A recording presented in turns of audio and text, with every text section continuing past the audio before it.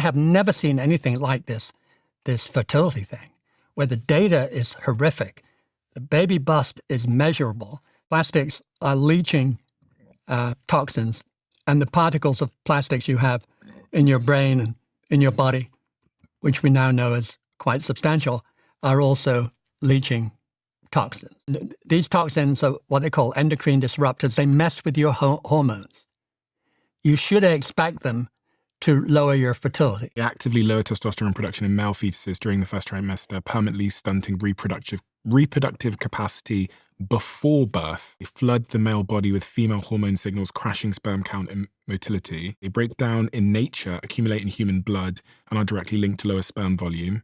And then the microplastics you talked about, the Trojan horse. One of the shocking things that I read was that it's been discovered that they are physically embedded in human placentas. And there was a major study I think we all heard about in 2024 that found microplastics in 100% of human testicular tissues tested. Me and you being sat down on these chairs heats our testicles to a point where the sperms die. Heated car seats, hot laptops, they actively cook the sperm. But there is a whole other branch, pesticides on your food, because pesticides are full of these toxins and they are delivered straight into your body. It's not just they're on the surface, you can wash some of that away, but they're impregnated part of the structure of the berry. Berries, apples, pears, peaches, and funnily spinach are really bad. And at the top end, the bananas and the oranges and the melons are fine.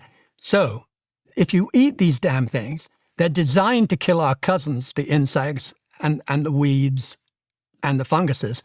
Why would you expect them not to do a terrible job on humans? And the fetus, it turns out, is 100 to 1,000 times more vulnerable than we are out in the world.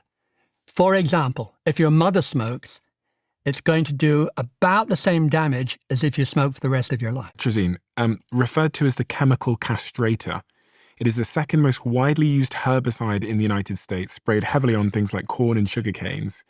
And there was this crazy study, which was peer-reviewed out of UC Berkeley, that showed exposure to atrazine at levels below the EPA's considered safe for drinking levels, completely chemically castrated male frogs, turning 10% of them into fully functional females capable of laying eggs. In humans, it is linked to severe drops in sperm motility and testosterone.